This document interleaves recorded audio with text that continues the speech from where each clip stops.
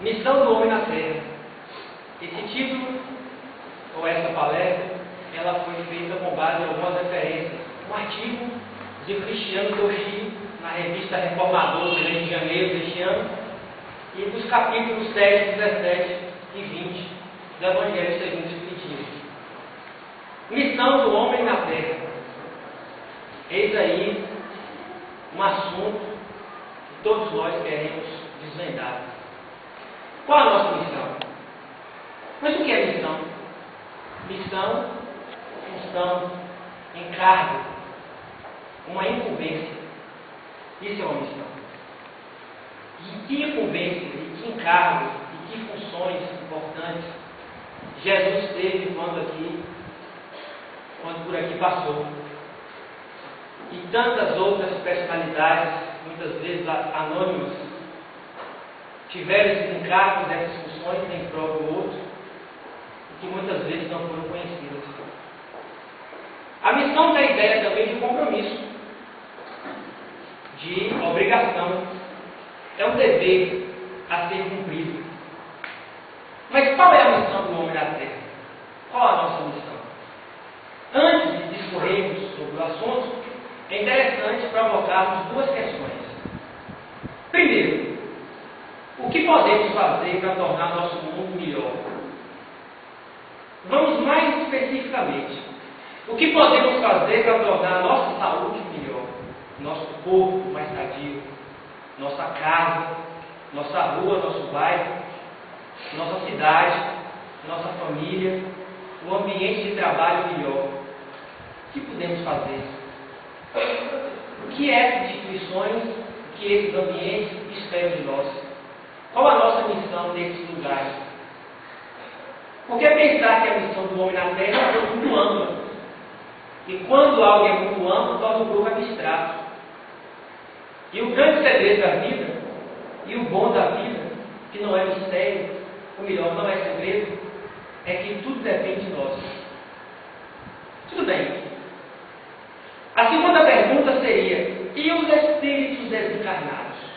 Eles têm alguma ocupação que beneficia a humanidade? Ou simplesmente ficam lá? Essa pergunta nos leva à novela Estrela Guia mesmo, de Elizabeth Gil. Em outra oportunidade, em outra casa espírita, falamos disso, sobre a novela. E a novela é espírita mesmo ou não? Numa matéria publicada no jornal Estado de São Paulo, de 13 de abril deste ano, Elizabeth Gil, a autora da novela, dá uma entrevista ao jornal. E ela disse que a ideia era criar uma novela onde colocasse a polêmica, onde fosse discutida a polêmica da inseminação artificial. E aí teve a ideia também de resgatar a Cinderela moderna, que seria a mãe de um filho fertilizado artificialmente. E ela então resolveu juntar as duas coisas. Por que tratar somente da fertilização? Seria uma coisa muito complexa do ponto de vista jurídico, ético. E aí ela resolveu juntar as duas coisas e nasce a novela Estrela Guia. É isso mesmo, né? Escrito na estrela. Estrela Guia é muita novela. Mas aí, dislike contra essa novela. Escrito nas estrelas. E a trama dispõe da seguinte forma: Viviane, a mocinha, ela então fica amiga lá do Daniel, todos esses personagens. E o Daniel então desencarna, entre aspas, e o pai dele descobre que há lá no laboratório o sêmen dele congelado. E decide então escolher uma mãe para gerar esse filho, como parte do filho que morreu. E quem aparece na história é a Beatriz, a vilã, que quer logo ser candidata a ser a mãe desse filho. Mas a Elizabeth explica que a novela não é espírita, até porque ela não é espírita. A ideia dela é fazer uma novela de como ela imagina que seja o mundo espiritual e o mundo após a morte. E ela coloca o seguinte: se novela espírita realmente foi a de Ivani Ribeiro. Em 94 fez a novela A Viagem. Aí sim, Ivani Ribeiro era espírita e fez a novela espírita. Mas por por que resgatamos e trouxemos esse assunto para cá? Na novela, O Brilho das Estrelas. Porque lá os espíritos aparecem, né? Ora passeando, ora espíritos, né? Espírito das Estrelas, sim. E na Espírito das Estrelas os espíritos aparecem e ficam ali rondando as pessoas. Fica aparecendo até que Daniel, que é bom, é o sucessor. Aparecendo, né? Está muito presente no seu material aí. Mas é natural, porque ele desencarnou há pouco tempo. Mas lá percebemos que os espíritos, eles têm ocupações. Há o anjo da guarda do Daniel e há o personagem do ator Carlos Pereira, que é o mentor da colônia onde Daniel está presente. E realmente, muitas coisas da novela têm a ver com aquele espírito, embora a novela não seja espírita, segundo a sua autora. Muito bem. Então, concluímos que os espíritos desencarnados têm, sim, ocupações. E muitas ocupações. Então, vamos trabalhar primeiro essa ideia. Considerando isso, que os espíritos desencarnados têm ocupações, nós vamos então perceber o seguinte, que todos temos a necessidade de experiências. Isso é uma lei da natureza. Precisamos de experiências para evoluir. Faz parte da lei divina isso. Não estamos aqui à toa, não reencarnamos à toa. Deus não nos criou simples e ignorantes à toa. Nós temos um objetivo, nós temos uma tarefa. Então precisamos de experiência. E muitas vezes essas experiências estão no campo do trabalho e da convivência em sociedade. Isso é muito importante. Precisamos conviver, precisamos trabalhar para adquirir experiência. Uma outra verdade é que a missão ou as missões de cada um tem como objetivo o bem. Porque do contrário seria missão, seria obsessão, perturbação, qualquer outra coisa que terminasse em ão, menos missão.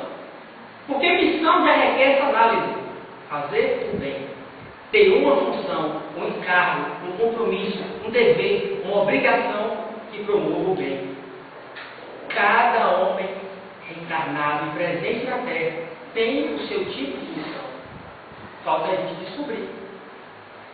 E o importante é que, juntando essas duas coisas, que precisamos de experiências e que a missão promove o bem, o espírito ele se aprimorará a partir do momento em que ele souber desempenhar bem a sua tarefa aqui. Isso é muito importante.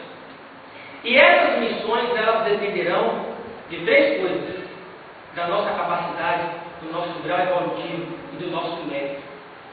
Se merecermos, se tivermos capacidade, se tivermos evolução moral, nós teremos grandes missões. Do contrário, teremos missões menores.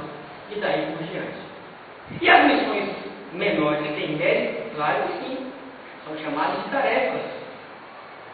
São as missões que temos. E aquelas mais complexas?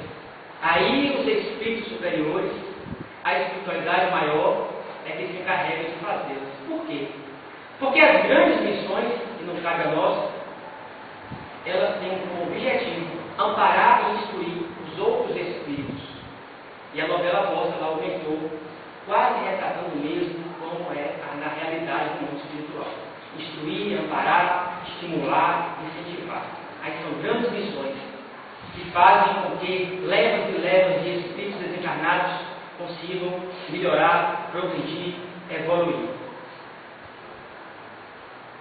Mas existem muitos espíritos ociosos e muitos ainda que vivem para si. Então, o que fazer? Esse estado é um estado mais ou menos transitório, porque mais dia menos dia, esses espíritos irão acordar. E por que eles estão assim? Vivendo para si, muito ociosos, sem fazer nada, a grande maioria nos perturbando, buscando a vingança, causando obsessões toda hora, atrapalhando o progresso das pessoas. Eles estarão assim em estado mais ou menos transitório, até que um dia a sua inteligência, a sua evolução moral fará com que eles despertem. E despertando, uma vez despertando, terão necessidade, sentirão necessidade de buscar, desejarão realmente o despertar para a evolução, para o progresso.